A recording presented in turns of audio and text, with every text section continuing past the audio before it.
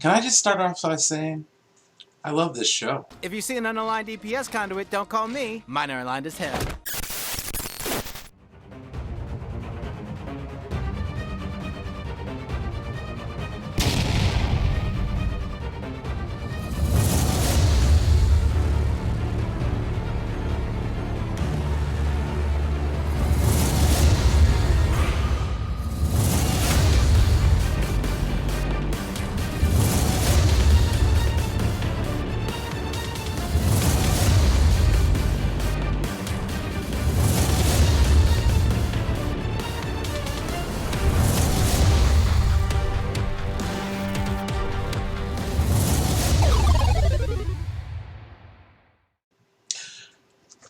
Welcome back to another episode of Trek Talk.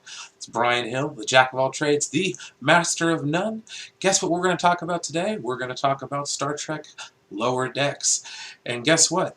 Episode 2, Envoys, continuing the same thing as before. Pretty damn good. I actually laughed out loud a couple of times. Can't ask for much more than that. I'm really liking the character of Rutherford. He's a real crack up. Red hot power cables. Look. I've got blisters on my blisters. Oh, wow. You must be... I like how this episode kind of started off. It had a little bit of a funny joke with a interdimensional wish-granting entity, which is pretty funny. They basically... You'll have to watch it, but just watch it. Just watch it. It's worth a watch. I'm telling you right now, you'll really enjoy it. But we're going to do a brief overview of what's going on. So basically, in this episode, Ensign Boimler, I don't know. It's basically transporting a Klingon general down to the planet's surface. You know, basic, simple stuff, but he's the pilot. So anyways, Mariner ends up getting involved, and Mariner happens to know General Corinne from previous endeavors. So it gets pretty interesting. They end up throwing back some blood wine and stuff like that. And there was just a couple of little gags here and there that, like I said, they made me laugh. And like I said, you just gotta kind of set aside a little bit and just sit back and enjoy.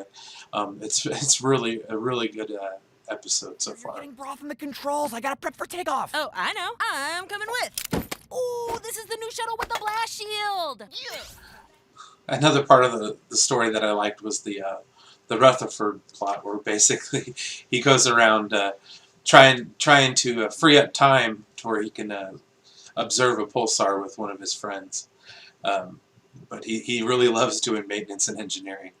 I find it really funny how, he kind of, in this episode, he bounces around from, job to job on this ship, basically. And it's pretty funny to see how he interacts with the other people and how they like him for the most part, or don't like him on other parts. But anyways, it's a really good episode. I'll quit droning on about how good of an episode it is. It's only 2 damn episodes in. Anyways, can I butt in here real quick? Love the warp core. Consider your request Granted! You. This scene right here is where Corinne and Mariner recall their old friendship. little Kronos, I want go! Nap post so you can address. Co-pilot just set us down in the Klingon district. The man wants hot worms.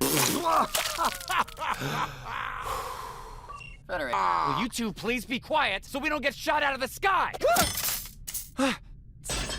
Yeah, I love that. Helpful. But anyways, let's talk about what happens right after that. Anyways, the Klingon ends up stealing their shuttle when they end up going onto the planet because he wants his gach, and I thought the whole joke about he wants his hot worms was pretty funny, so I decided to add that in there so that you guys can see that one for a bit. But anyways, they go down and Boimler ends up pissing off some of the locals.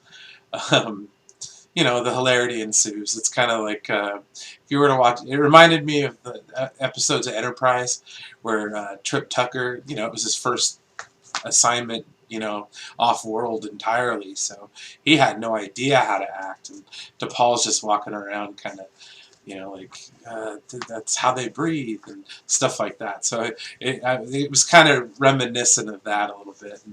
And I think it was, honestly, I want to say it was one of the characters from Star Trek VI, The Undiscovered Country, from the prison, whereas he didn't have knees, but yeah, I think you know what I mean. Ooh, ooh, ooh, ooh, ooh, ooh, ooh, ooh. And then you get Rutherford basically trying his hand at medical, which his bedside manner is lacking, to say the least. How small? 18%. Oh, now it's up to 20. You might want to control that heart rate. Oh God, I'm gonna die! How about the warp core? I got burned in the warp core! Those are dilithium burns? How are you still alive, man? You should be dead. Get out of here! Why don't we throw you into the fire and see if you burn? Computer, initiate combat simulation. Smorgasbord. Okay.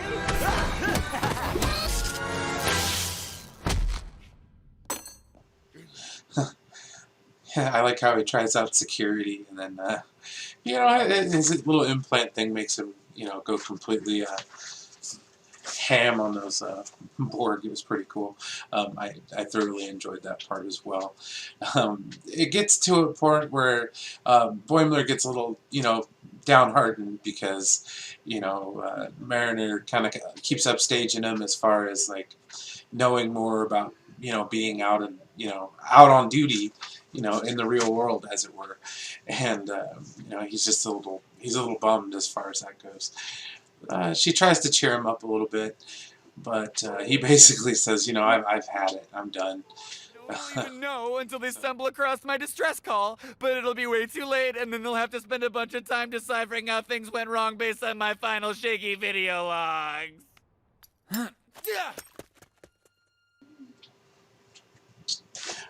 The next part we come up on is a Ferengi, and who doesn't love Ferengi, am I right? He's a Bolian. Oh my God! He cannot be more Ferengi! The big ears, the beady eyes, the greedy thing they do with their hands. Human. Yeah.